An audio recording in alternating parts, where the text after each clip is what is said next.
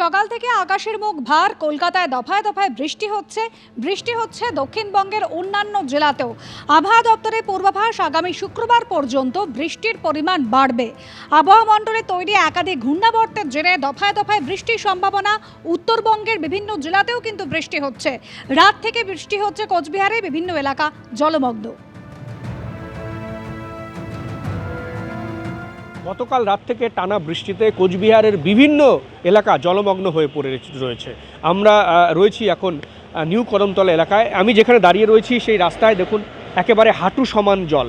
এই রাস্তায় কোথাও হাঁটু সমান জল রয়েছে, কোথাও আবার কোমর সমান জল রয়েছে। আমি দেখাতে বলবো ক্যামেরা পার্সন শুভ সাহাকে সেই ছবি, যে জলে ভরে গেছে কিন্তু পুরো এলাকা এবং বাড়িঘরে সেখানে জল জমে গেছে। এই যে সামনেই একটি বাড়ি রয়েছে, তার গ্যারেজ রয়েছে, সেই গ্যারেজ কিন্তু জলে ডুবে গেছে। শুধুমাত্র এই নিউ কদমতলা এলাকায় নয়, কোচবিহারের শহরের বিভিন্ন এলাকায় একই পরিস্থিতি।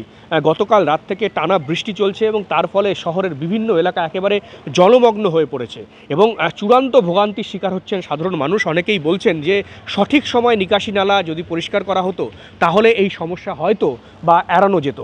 প্রতি বছর বর্ষাতেই কিন্তু একই পরিস্থিতি হয় এই কোচবিহার শহরের বিভিন্ন এলাকায় এবং আজকেও আমরা দেখেছি যে কোচবিহারের RN রোড, এছাড়াও কোচবিহার রাসমেলা ময়দান সংলগ্ন এলাকা, পুরাতন পোস্ট অফিস পাড়া সংলগ্ন এলাকায় বিভিন্ন জায়গায় কোথাও হাঁটু জল এবং কোথাও কোমর জল কিন্তু রয়েছে। সব মিলিয়ে চরম ভোগান্তিতে পড়েছে এলাকার মানুষ। ক্যামেরায় শুভ সাহার সঙ্গে শুভেন্দু ভট্টাচার্য, ABP আনন্দ, কোচবিহার।